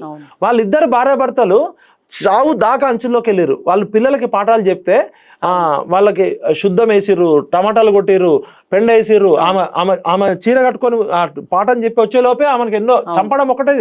అన్ని అవమానాలు ఎదుర్కొని 100 సంవత్సరాల క్రితమే, ఎన్నో రోజుల క్రితమే ఒక అంబేద్కర్ని క్రియేట్ చేసారు, ఒక సాహు మహారాజ్ చేసారు. మరి మన బీసీ నాయకులు ఆంధ్రప్రదేశ్ తెలంగాణలో ఉన్న బీసీ వాదం అని చెప్తున్న వాళ్ళు ఎందుకు మనం ఒక ఫిలాసఫర్ని తయారు చేసుకోలే? ఒక కాంశీరామ్ లాంటి, కాంశీరామ్ గారు మాయావతి గారు కలిసినప్పుడు ఒక టీచర్ ఆమె సివిల్ సర్వీస్ ప్రిపేర్ అవుతుంది. అమ్మ నువ్వు ఏం చేస్తున్నావు అంటే సివిల్స్ ప్రిపేర్ అవుతున్నా అంటే ఏం జాబ్ చేస్తున్నావు అంటే టీచర్ అంటే, తల్లి నువ్వు నాతో రా, నువ్వు ఐఏఎస్ కావడం కాదు 100 మంది ఐఏఎస్ నీకు సెల్యూట్ అయ్యేటట్టు చేస్తా అని చెప్పి కాంశీరామ్ గారు ఒక మాయావతిని తయారు చేసి ఉత్తరప్రదేశ్లో 4 సార్లు సీఎం చేసిండు. మరి ఇప్పుడు ఉన్న పెద్ద పెద్ద బీసీ నాయకులు మా వాళ్ళనే అంటారు కదా, ముఖ్యమంత్రికి దాకా పోయిన వాళ్ళు. నేను ఏ పార్టీ అన్నట్లు అన్ని పార్టీలో ఉన్న బీసీ నాయకులు నేను ప్రేమతోనే చెప్తున్నా, political philosophy, political communication, political economy అనేది తెలవాలి. రాజ్యాధికారం అంటే ఉట్టిగా మీటింగ్లు పెడితేనో, సప్పట్లు కొడితేనో, అడుక్కుంటేనో, సోషల్ మీడియాలో డైలాగులు విసిరితేనో రాదు. బీసీ నేతలు కూడా ఇప్పుడు ప్రస్తుతం తలో మాట చెప్తే ప్రజలకు కూడా నమ్మరు, ఎక్కదు. తలో మాట బీసీ నేతల్లో కూడా ఒక్కొక్కరు ఒక్కో మాట చెప్తుంటే కూడా ప్రజలకు నా దృష్టిలో బీసీ పొలిటీషియన్స్ ఉన్నారు తప్ప బీసీలు అందరినీ ఏకం చేసే ఒక ఫిలాసఫికల్ గా స్వార్థం లేకుండా నాకేం పదవద్దు, నేను బీసీల కోసం కాంశీరామ్ లాగా పనిచేస్తాను నాయకుడిని అయితే నేను ఇప్పటివరకు చూడలేదు. రాజకీయ నాయకుల్ని మస్తు మందిని చూసిన, 1000 కోట్ల ఆస్తులు ఉన్న వాళ్ళని చూసినా, సీఎం సీట్ దాకా దగ్గరికి పోయిన వాళ్ళని చూసినా, మా బంధువుల్లో కూడా 3-4 సీఎం సీట్ దాకా దగ్గరికి పోయిన వాళ్ళు ఉన్నారు. కానీ వాళ్ళు స్వార్థపరులు, వాళ్ళు చెంచగాళ్ళు, వాళ్ళు తత్వవేత్తలు కాదు, వాళ్ళు రాజకీయ నాయకులు మాత్రమే, నిజమైన నాయకులు కాదు. We want leaders, not politicians. So overall గా మీరు చైతన్యమే రాలేదంటున్నారు. అసలు చైతన్యం తెలిస్తే మన ఓట్లు మనం వేసుకుంటాం కదా. ఇప్పుడు బీసీలకి సీఎం చేస్తాను ఒక జాతీయ పార్టీ చెప్పింది, ఎందుకు బీజేపీ పార్టీ మొన్న చెప్పింది బీసీ సీఎం చేస్తా అని, మరి ఎన్ని సీట్లు పార్టీ చెప్పింది బీసీ సీఎం, అంతకుముందు దళితుడిని సీఎం చేస్తా అని చెప్పి. ఇప్పుడు ఎట్లయిపోయిందంటే అడ్డ మీద కూలి పనికి వస్తారు కదా డబ్బులు తీసుకొని, అట్లా ఓటర్లను మార్చేసారు. అడ్డ మీద పనికిరాని చెత్త అంతా రాజకీయ నాయకుల రూపంలో అయ్యి, ఒకప్పుడు తెలుగుదేశం పార్టీలోనేమో చెప్పును పెడితే కూడా గెలిచింది అన్నారు ఎన్టీఆర్ వేవ్ లో, తెలంగాణ ఉద్యమం వేవ్లో కుక్కని పెడితే కూడా గెలుస్తున్నాడు కేసీఆర్. ఇప్పుడు చెత్త, అప్పుడేమో చెప్పు గెలిచింది, ఇప్పుడేమో కుక్క గెలిచింది, ఇప్పుడు చెత్త కూడా గెలిచింది అనుకుంటున్నారు. రేపు పొద్దున మరి ఇంకేం గెలుస్తుందో అంటే ప్రజాస్వామ్యం యొక్క విలువలు ప్రమాణాలు ఏ విధంగా పడిపోతున్నాయి. అది నేను రాజకీయ నాయకులు అనట్లే, ఓటర్ల స్థాయి కూడా, చదువుకున్న ఓటరు, గ్రాడ్యుయేట్ ఓటర్ కూడా ఏ విధంగా అమ్ముడుపోతాడమ్మా. ఒక పట్టభద్రుడు, ఇప్పుడు మామూలు వాడు పాపం కూలి పనికి లేనోడో పేదోడో ఒక 5,000కో 2,000కో అమ్ముడు పోయిందంటే వాడికి కనీసం 5 సంవత్సరాల్లో ఈ నాయకులు వచ్చేది అదే టైము వాడు అనుకోవచ్చు. కానీ చదువుకొని పట్టభద్రుడై చైతన్యమైన మేధావి ఇలా టీచర్ ఎమ్మెల్సీ ఎలక్షన్లు చూస్తున్నాం. టీచర్లు సాయంత్రం అయితే గెట్ టుగెదర్కి మందు పార్టీల కోసం వస్తున్నారు. నువ్వు అదే బీసీ ఓట్లతో టీచర్ అయిన, బీసీ రిజర్వేషన్లో టీచర్ అయినావు కదా, మరి నీకు సోయి ఉండాలి కదా. నీకు అంబేద్కర్ గారు పెట్టిన భిక్ష వల్లనే నువ్వు బీసీ రిజర్వేషన్ వచ్చింది, శివశంకర్ గారు చేసిన పోరాటం వల్ల నీకు బీసీ రిజర్వేషన్ వచ్చింది. ఒక బీసీ కోటాలో నువ్వు టీచర్ అయ్యి, ఒక ప్రొఫెసర్ అయ్యి, ఒక ఉద్యోగం అయిన నీకు బీసీలకు ఓట్లు వేసుకోకపోతే రేపొద్దున నీ పిల్లల భవిష్యత్తు ఏంటి? నువ్వు రెడ్లను తిట్టడం కాదు. ఇప్పుడు ఒక ఆయన ఎవరో ఉచ్చల ఉద్యమం స్టార్ట్ చేసిండు, ఇప్పుడు అది నేను చెప్పకూడదు నోటితోటి, కానీ మనము శత్రువుని ఇంకా ఎక్కువ మోటివేట్ చేస్తున్నాం. శత్రువు ఎలక్ట్ అవుతున్నాడు, మనం చేసే అనట్లేదు. నేను ఒక ట్రాప్ వేసినా ఆ ట్రాప్ లో పడుతున్నారు అని అంటున్నారు, సమర్థించుకుంటున్నారు. మీరు అన్నట్టు శత్రువుని మోటివేట్ చేస్తున్నామని అనుకో, శత్రువుని యాక్టివేట్ చేస్తున్నారు. యాక్టివేషన్ అని ఒప్పుకోవట్లేదు. నేను ఒక ట్రాప్ వేసిన, ఇది ఇట్లయితేనే మేము ఏకమవుతాము అనే కాన్సెప్ట్ లో నేను నడిచినా అదే జరుగుతోంది అంటున్నారు. ఇప్పుడు ట్రాప్ అంటే ఉచ్చు అంటేనే మోసం. 50% పైగా ఉన్న ప్రజలకు ఉచ్చేయాల్సిన అవసరం లేదు, బోధించాలి. ఇప్పుడు ఉచ్చేసేటోడు వేటగాడు, పౌరాన్ని పట్టుకోవడానికో జింక పిల్లని పట్టుకోవడానికో ఉచ్చేస్తాడు. ఉచ్చు అంటేనే కుట్ర, ట్రాప్ అంటేనే మోసం. నువ్వు మోసం చేయడానికి వచ్చినప్పుడు నాయకుడు ఎట్లయితావు? నీ జాతి ప్రజల కోసం త్యాగం చేయడానికి రావాలి. నీ జాతి ప్రజల కోసం అన్ని నాకేమొద్దు, నేను రోడ్డు మీదనే ఉంటా, నాకు ఎటువంటి పదవి. ఇప్పుడు కాంశీరామ్ గారు సైకిల్ మీద ఎటువంటి పరిస్థితి లేని రోజుల్లో సైకిల్ మీద యాత్ర చేసి ఉత్తరప్రదేశ్లో 4 సార్లు సీఎం తయారు చేసిండు. మనకి ప్రతి ఒక్కళ్ళు సీఎం కావాలనే కళతోటే వస్తున్నారు. ఒకడు కులం పేరుతో, ఒకడు మతం పేరుతో, ఒకడు ప్రాంతం పేరుతో. ఎవడు కూడా నేను సీఎంలో తయారు చేస్తాను ఎవడు రావట్లే. గురువు లేని విద్య గుడ్డి విద్య. ఈ 2 తెలుగు రాష్ట్రాల్లో బీసీ ఉద్యమానికి గురువులు లేరు. కృష్ణయ్య గారు అద్భుతంగా పోరాటం చేశారు, కానీ ఆయన స్కాలర్షిప్లో ఉద్యమం చేశారు. ఆయనకున్న పరిస్థితులలో ఒక 64 లక్షల మంది పిల్లల్ని చదివిపోయడానికి ఉద్యమం చేసిండు. అది కూడా ఒక రకంగా అగ్రవర్ణ అడకదినే ఉద్యమమే. ఆయన ఆత్మగౌరవ ఉద్యమం, రాజ్యాధికార ఉద్యమం చేయలే. కృష్ణన్న చేసిన ఉద్యమానికి హ్యాట్స్ ఆఫ్, బట్ ఆయన రాజ్యాధికార ఉద్యమం చేయలేదని ఆయనే చెప్తున్నాడు. ఇప్పుడు చేయాలంటే ముందు బీసీ అంటే లాయల్టీ ఉండాలి, విశ్వాసం ఉండాలి.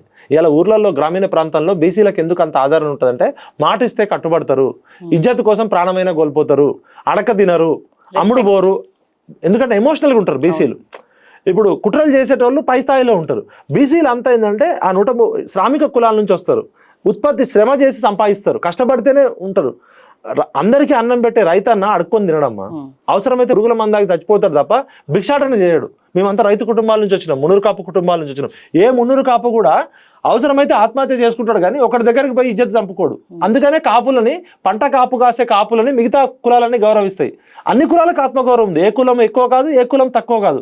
అలాంటి బీసీ కమ్యూనిటీస్ని అడక తినే సంఘాలుగా పెట్టి చందాల కోసం, దందాల కోసం ఓ లెటర్ ప్యాడ్, ఒక విజిటింగ్ కార్డు పెట్టుకొని ఈ బీసీ సంఘాల పేరుతో అడక తినే సంఘాలే ఉన్నాయి. నన్ను ఎవరేమన్నా అనుకోవచ్చు. నిజంగా మీరు 60 సంవత్సరాల నుంచి బీసీ సంఘాల పేరుతో ఏం బీకిరు మరి? రాజ్యాధికారం రాజ్యాధికారం అంటారు కదా, రాజ్యాధికారము మన బీసీల ఓట్లు మన బీసీలు వేసుకునే పరిస్థితి ఎందుకు తీసుకురాలి? రెడ్లు కొంతమందే ఉన్నారు, వెలమలు కొంతమందే ఉన్నారు, ఇంకా బ్రాహ్మణులు కొంతమందే ఉన్నారు. వాళ్ళకున్న యూనిటీ మనకు ఎందుకు లేదు? మనం రెడ్లను తిడితే ముఖ్యమంత్రులు కాలేము, రెడ్లను తిడితే రాజకీయ నాయకులు కాలేము. మరి ఊర్లలో తక్కువ ఉన్న అగ్రవర్ణాలే ఎందుకు సర్పంచులు, ఎమ్మెల్యేలు అవుతుందంటే వాళ్ళు ఊర్లో కష్టం వచ్చినా నష్టం వచ్చినా ఆ టైంకి వాడికి సేవ చేస్తున్నారు. మనమేమో ఎలక్షన్లు అప్పుడు పోయి మీటింగ్ పెట్టి రెచ్చగొడుతున్నాము, తర్వాత వదిలేసి వస్తున్నాము. నేనేమో నా జర్నలిజం పనిలో ఉంటా, ఆ గెలిచిన ఆయన ఓడిన ఆయన వదిలేస్తాడు. ఓడిపోతేనేమో మీ వల్ల ఓడిపోయినని పట్టించుకోడు, గెలిస్తేనేమో పట్టించుకోడు. మరి ఆ బీసీలని మోటివేట్ చేస్తే మనం నమ్మి వచ్చిన మీటింగ్కి వచ్చిన జనము ఊర్లలో ఇబ్బంది పడతారు కదా, వాళ్ళని కాపాడుకోవాలి కదా. కష్టం వస్తే ఊర్లో పోలీస్ స్టేషన్ అయినా, రెవెన్యూ అయినా ఇబ్బంది పడేది అక్కడ ఉన్న మంచో చెడో, రెడ్డో వెలమో కమ్మో ఎవరో ఒక డబ్బులు ఉన్నోళ్ళే కదా. మన దగ్గర భూములు లేవు, ఆస్తులు లేవు. గురువు లేని విద్య అన్నారు.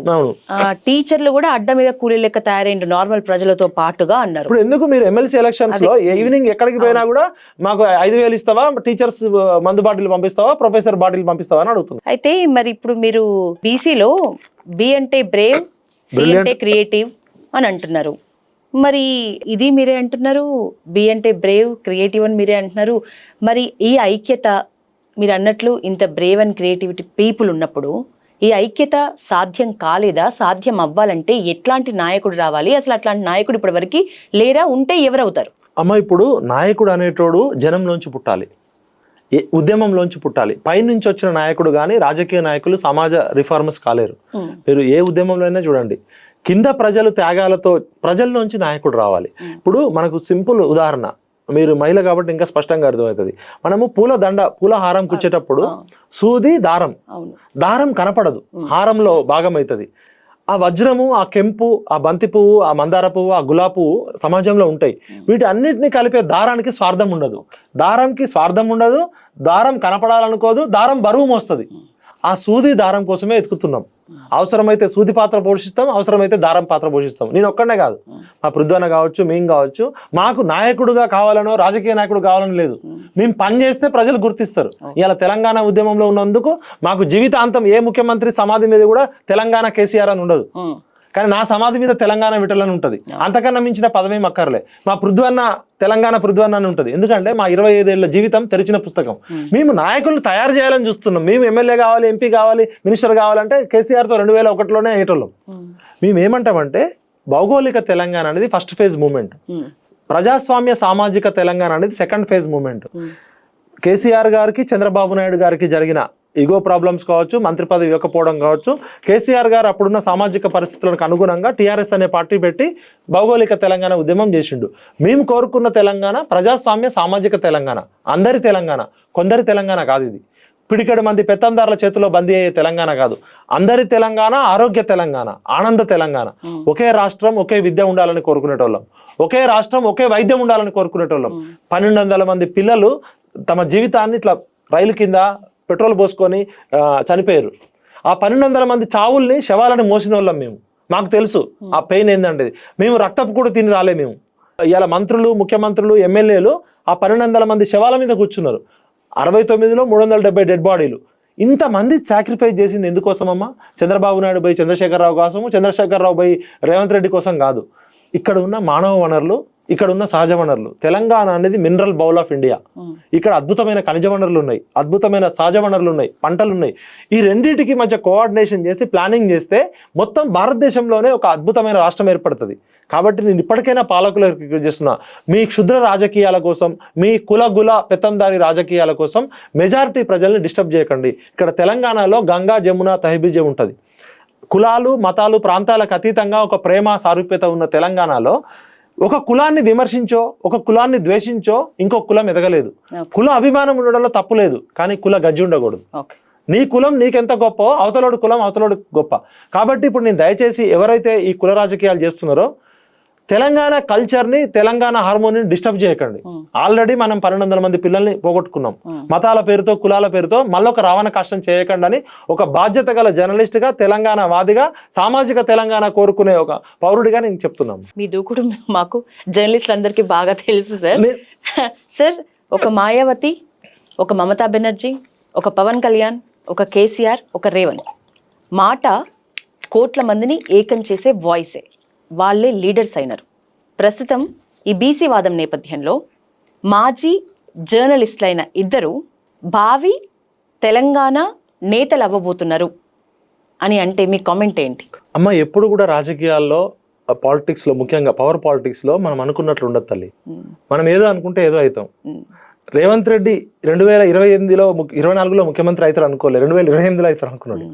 కానీ కేసీఆర్ నెగిటివ్ ఎనర్జీ వల్ల వచ్చేసిండు. కేసీఆర్ కూడా టీఆర్ఎస్ పార్టీ పెట్టిన రోజు ముఖ్యమంత్రి అయితే అనుకోలే. ప్రజల సమస్యల కోసం చిత్తశుద్ధిగా పనిచేస్తే ప్రజలు ఇవ్వాల్సిన దానికన్నా 10 రెట్లు ఎక్కువ ఇస్తారు. కేసీఆర్ అనే ఒక మామూలు బక్కపల్చని వ్యక్తి ఉద్యమం స్టార్ట్ చేసినప్పుడు 2001లో ఫస్ట్ జైలుకు పోయింది నేనే తల్లి, మొత్తం తెలంగాణలో. అప్పుడు నన్ను 3000 మంది తీసుకొచ్చారు జైలు నుంచి, చెంచల్గూడ జైలు నుంచి. ప్రజల కోసం పనిచేస్తే ప్రజల్ని ఎత్తిన పెంచుకుంటారు, ప్రజల్ని చీట్ చేస్తే బడకేసి బాస్తారు. ఎవ్వరు గొప్పోళ్ళు కాదు కాలంలో. కాలం గొప్పది, సిచ్యువేషన్స్ గొప్పది. కేసీఆర్ లాంటోడే ఓడిపోయిన పరిస్థితి వస్తుంది. రేవంత్ రెడ్డి లాంటోడు ఇవాళ ఉన్నాడు, రేపు ఉండడు. ఇందిరాగాంధీ లాంటి ఆమెనే Indira is India, India is Indira, అపర కాళీ అన్నారు, iron women of the India అన్నారు. అట్లాంటి ఇందిరాగాంధీ ఓడిపోయింది. ఎన్టీఆర్ లాంటి గొప్ప వ్యక్తి ఓడిపోయిండు. ఓటమి గెలుపు, చీకటి పగలు లాంటి సీట్లో ఉండదమ్మా, పవర్ మనిషిలో ఉంటుంది. బాల్ ఠాకరే అనే వ్యక్తి సర్పంచ్ కూడా కాలే ఏ రోజు. అట్లాంటిది బాల్ ఠాకరే బాంబేకి పోపించిండు. బాల్ ఠాకరే పేరు చెప్తే దుబాయ్ కూడా వణికిపోయేది. అంటే ఆయన ప్రజల కోసం చేసిన పోరాటము షేక్ చేసింది మొత్తం. అదేవిధంగా బాల్ ఠాకరే దగ్గరికి పవర్ఫుల్ గా ప్రైమ్ మినిస్టర్ ఇందిరాగాంధీ వచ్చింది ఆయన సపోర్ట్ కోసం. నాయకుడు అనేటోడు నడిపించేటోడు అయి ఉండాలి. నాయకుడు రోల్ మోడల్ కావాలి. నాయకుడు త్యాగంలో ముందుండాలి, లాఠీ దెబ్బలు తినడంలో ముందుండాలి, ప్రాణత్యాగంలో ముందుండాలి. టంగుటూరి ప్రకాశం పంతుల్లాగా నన్ను కాల్చరా అనేటట్టు ఉండాలి. ఇప్పుడు ఎవడు కాల్చట్లే. కానీ నాయకులు, ఇప్పుడున్న నాయకులు వినాయకులై కడుపులు పెంచుకొని, ఆస్తులు పెంచుకొని, ప్రజలేమో త్యాగాలు చేయాలి, నాయకులు ఆస్తులు మాత్రం పెంచుతున్నాయి. అందుకనే భోగాలు ఒకరివి, త్యాగాలు ఇంకొకరివి. తెలంగాణలోనే పోరాటాలు ఘనంగా ఉంటాయి, త్యాగాలు ప్రజలవి. అందుకనే నేనేమంటున్నా అంటే సామాజిక తెలంగాణ అంటే ఆరోగ్య తెలంగాణ, అందరికీ విద్య అందే తెలంగాణ, ఆనందమయ తెలంగాణ. ఎవరు తిట్టుకోవాల్సిన అవసరం లేదు, ఎవరు చంపుకోవాల్సిన అవసరం లేదు. ఇక్కడ సహజ వనరులు పుష్కలంగా ఉన్నాయి.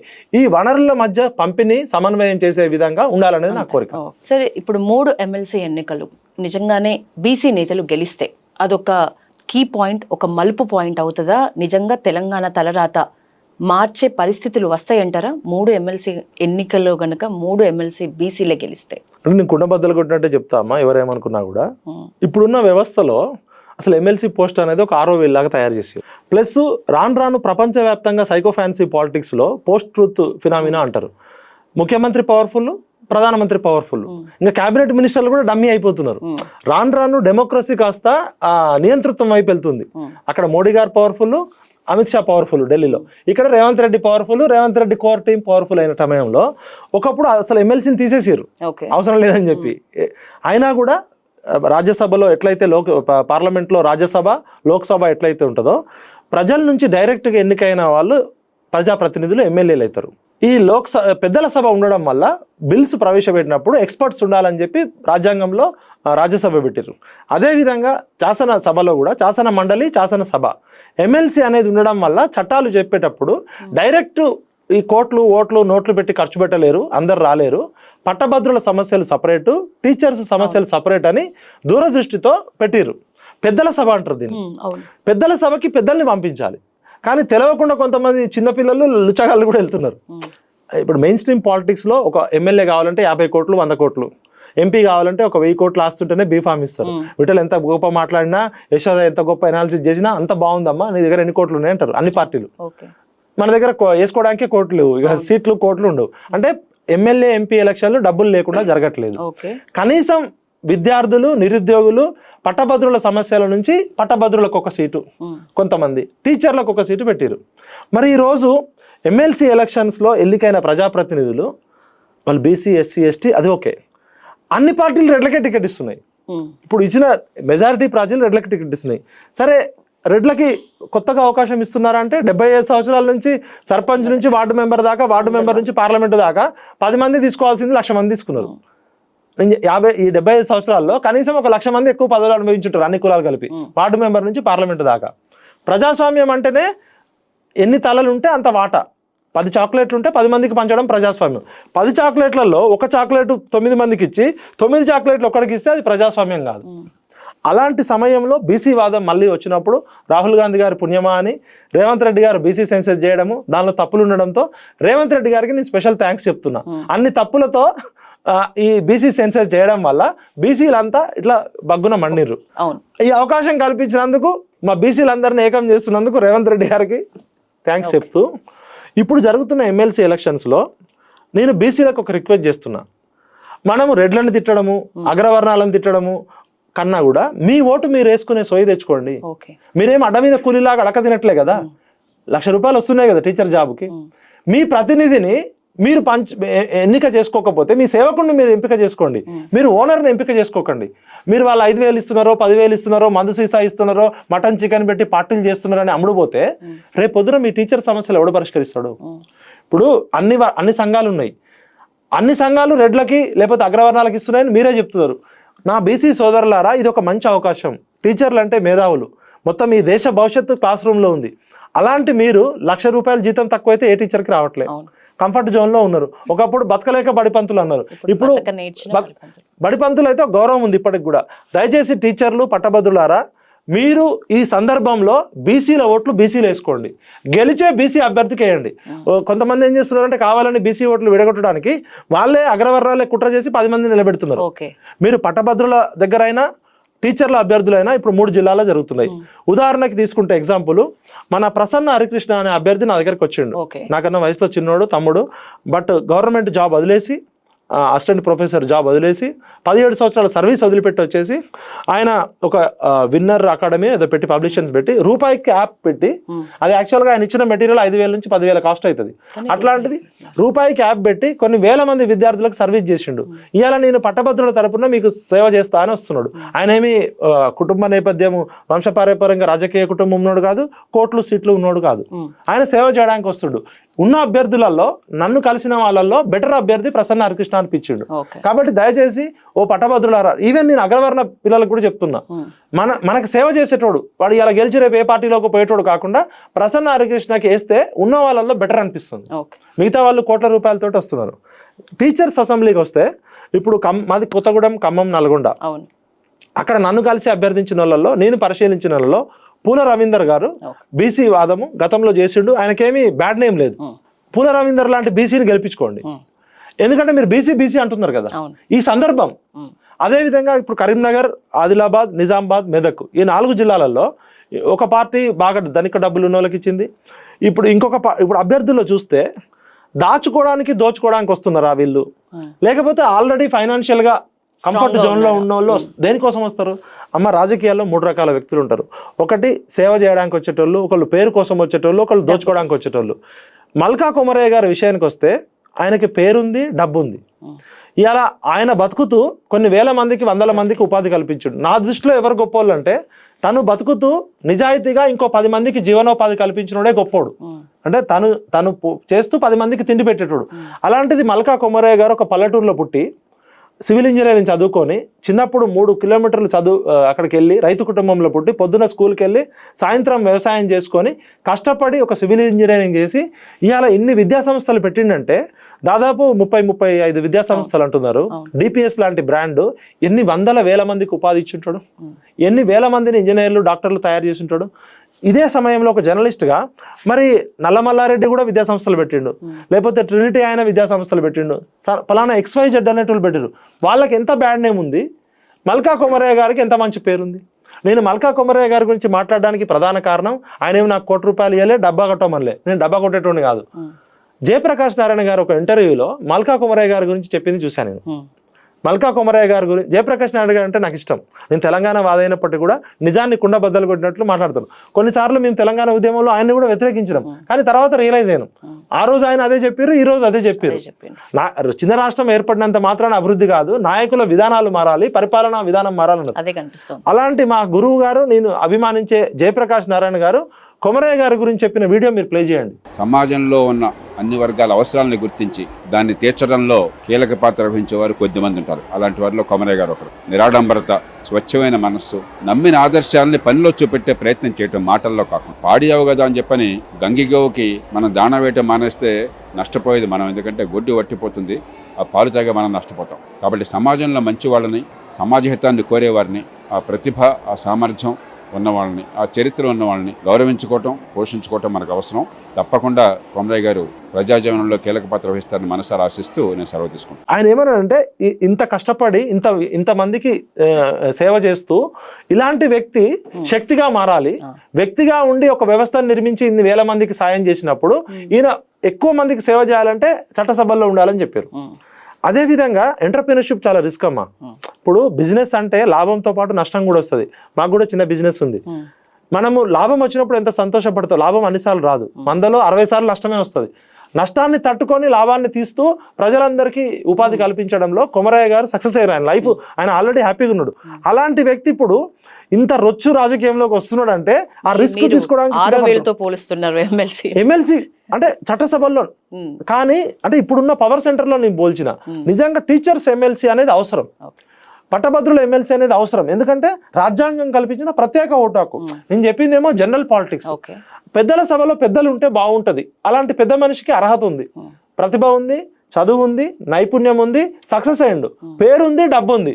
ఇంకా ఈయన కొత్తగా దాచుకోవడానికి రావట్లే, దోచుకోవడానికి రావట్లే.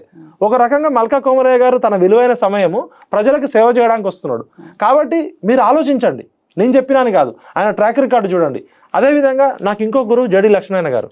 నేను జడి లక్ష్మీనారాయణ గారు కలిసి ఒక 2 years ట్రావెల్ చేయడం జరిగింది.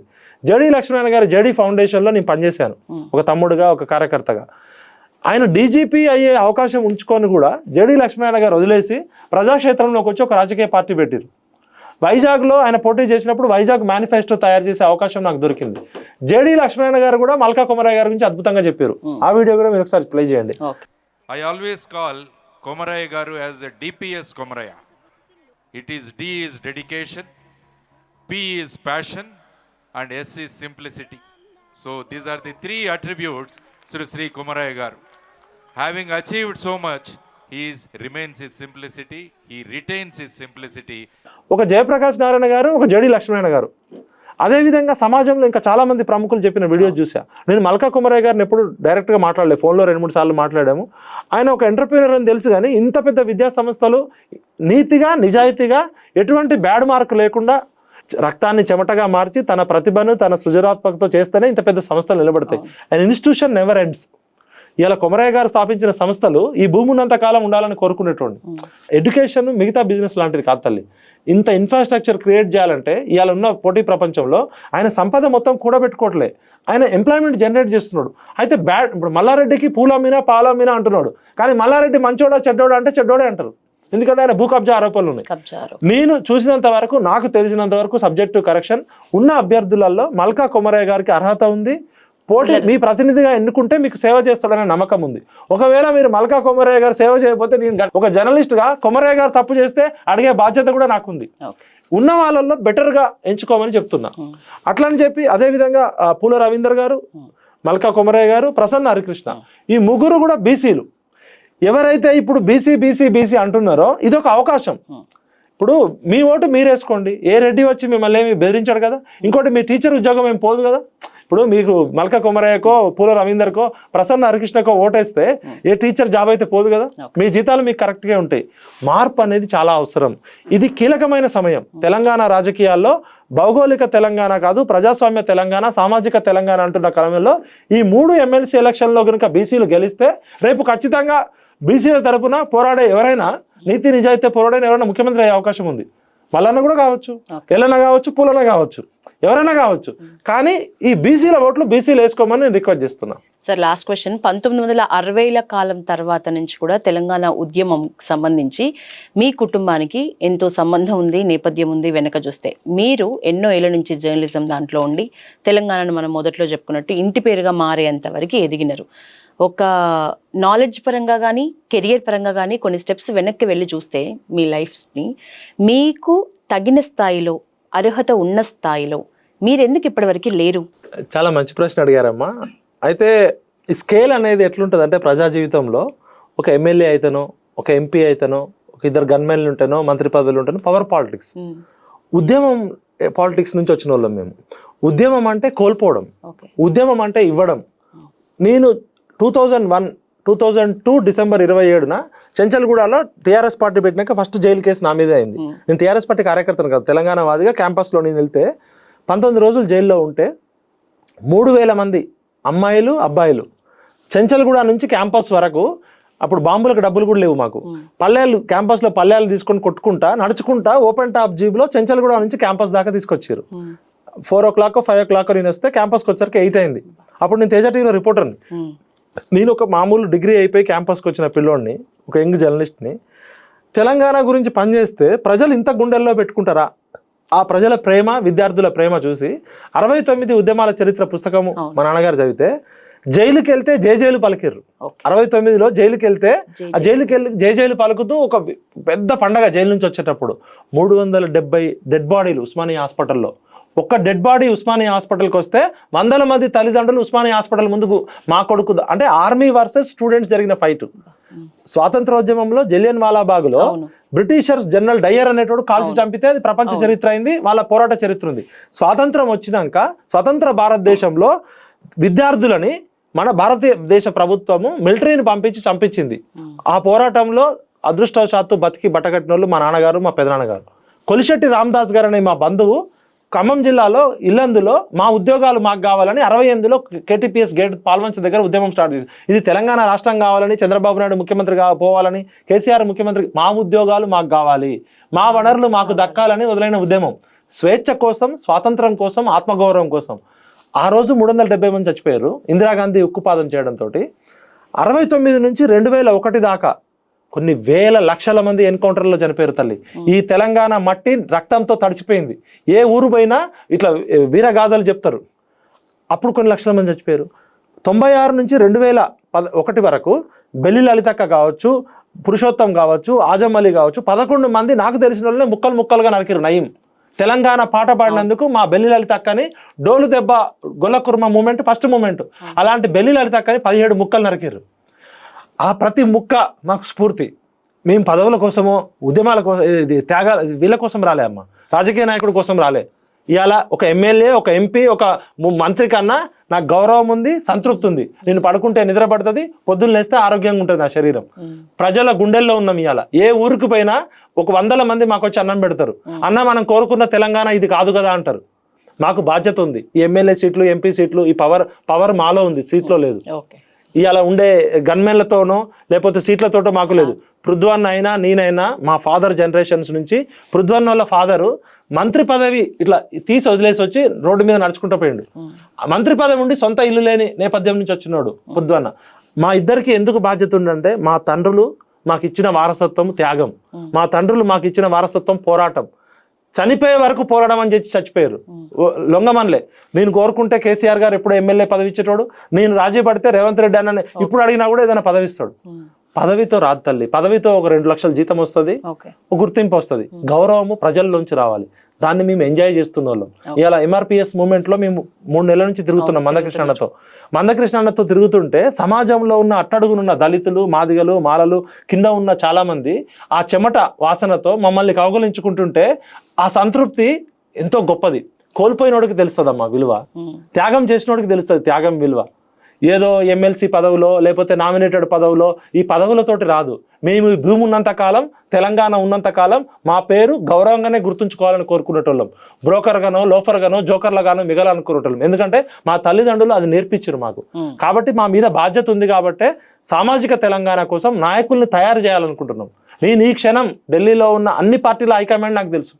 నన్ను వాళ్ళు చాలాసార్లు అడిగారు, కాంగ్రెస్ కావచ్చు, బీజేపీ కావచ్చు. నేను బీజేపీలో అమిత్ షా టీంతో పనిచేసిన సందర్భం ఉంది, సోనియా గాంధీ టీంతో పనిచేసిన సందర్భం ఉంది. నాకే పదవి కావాలనుకుంటే నాకు 5 నిమిషాల పని.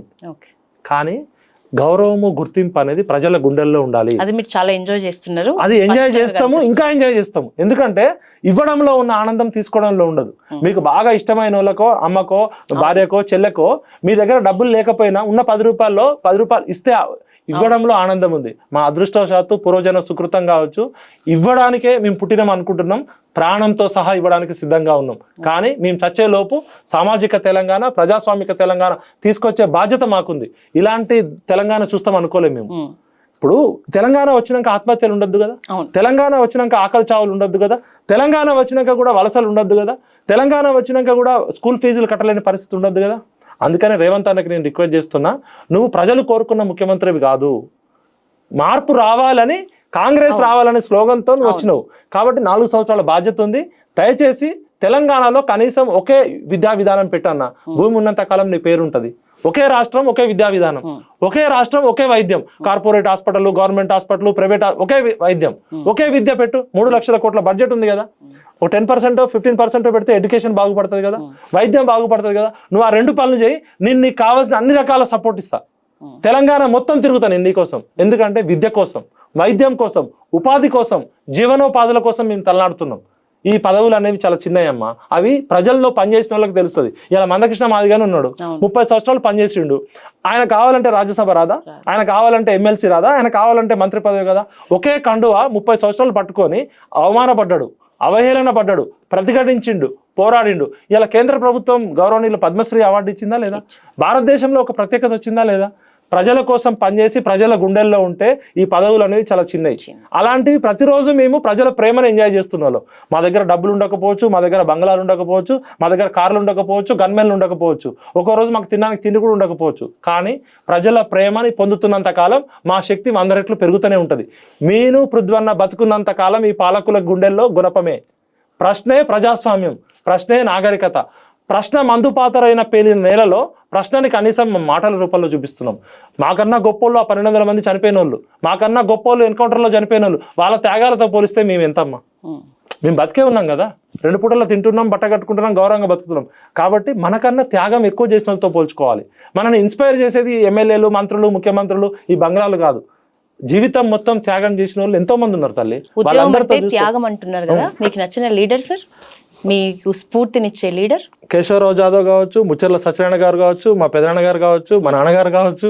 ఇలా కేశవరావు జాదవ్ సారు తెలంగాణ కోసం తన పిల్లల్ని కూడా పట్టించుకోలేదు తల్లి. ఒక ప్రొఫెసర్ గుండి, ఒక ముచ్చర్ల సత్యనారాయణ గారు, ఒక కొలిశెట్టి రామదాస్ గారు, ఇలా చెప్పుకుంటా పోతే నక్సలైట్ ఉద్యమాల్లో కూడా ఎంతో మంది చచ్చిపోయారు కదా. ఆ రోజు ఆర్ఈసీలో ఇంజనీర్లు, డాక్టర్లు ఎంతో మంది చనిపోయారు కదా. వాళ్ళు ఎంచుకున్న పందా తప్పు కావచ్చు, కానీ వాళ్ళ జీవితం మొత్తం అడవుల్లోనే అయిపోయింది కదా. స్వాతంత్ర ఉద్యమంలో ఒక భగత్ సింగ్, ఒక సుఖదేవ్ ముందు మనం ఎంత? భగత్ సింగ్ అయితే భూమి ఉన్నంత కాలం ఉంటాడు కదా. నేనేమంటున్నా అంటే, మనము ఇది కెరీర్ కాదమ్మా, ప్రజా జీవితం ఇది స్కేల్తో లెక్క పెట్టేది కాదమ్మా. నీకు ఎన్ని ఆస్తులు ఉన్నాయి, ఎంత సక్సెస్ అయినావు, ఇది కెరీర్ కాదు, ఇది త్యాగం. మేము మా జీవితాలు, మా సిచ్యువేషన్స్ మమ్మల్ని మార్చినాయి. నేను జర్నలిజంలో పిహెచ్డీ చేసి ఒక అసిస్టెంట్ ప్రొఫెసర్ జాబ్ కోట ఉమెన్స్ కాలేజీలో జాబ్ వదిలిపెట్టినా అంటే నేను ఏరుకోరి వచ్చుకున్నది కాదు. సిచ్యువేషన్స్ వల్ల మా జీవితాలు అలా తయారైనాయి. ఎందుకంటే పృథ్వన్న కావచ్చు, పృథ్వన్న MBA PhD స్టాన్ఫోర్డ్ యూనివర్సిటీలో కూడా ఆయనకు అవకాశం వచ్చింది. ప్రొఫెసర్ జాబ్ వదిలిపెట్టి వచ్చిండు. ఆ రోజు 2001లో కలిసిన మా ఇద్దరి స్నేహం అన్నదమ్ముల్లాగా సామాజిక తెలంగాణ కోసం, స్వతంత్ర తెలంగాణ కోసం, స్వేచ్ఛ కోసం, స్వతంత్రం కోసం, ఆత్మగౌరవం కోసం, నీళ్లు, నిధులు, నియామకాలు అనేది కేసీఆర్ పెట్టిన ట్యాగ్ లైన్. బ్రిటిష్ వాడు కూడా అభివృద్ధి చేస్తా అన్నాడు, కానీ మనం ఎందుకు ఆత్మగౌరవం కోరుకున్నాం? స్వయం పాలన ఉండాలి, వనరుల వికేంద్రీకరణ ఉండాలి, ఇక్కడ ఉన్న ప్రతి బిడ్డ కూడా చిరునవ్వుతో ఉండాలి. ఆనందమైన తెలంగాణ కోసం మేము ఎంత త్యాగంకైనా సిద్ధపడతాం. మాకన్నా గొప్ప వాళ్ళు చాలా మంది ఉన్నారు, మాకన్నా త్యాగం చేసిన వాళ్ళు ఉన్నారు. అందరికీ హృదయపూర్వక జోహార్లు చెప్తూ సామాజిక తెలంగాణనే నిజమైన తెలంగాణ అని చెప్తాను. Thank you so much sir. Journalist Vithal ఎప్పటి నుంచో కలవాలనుకుంటున్న పేరు, కానీ ఈరోజు నాకు మీ ఇంటర్వ్యూ తర్వాత ఒక నిఖార్సైన జర్నలిస్ట్ని చాలా రోజుల తర్వాత చూసిన అనుభూతి కలిగింది.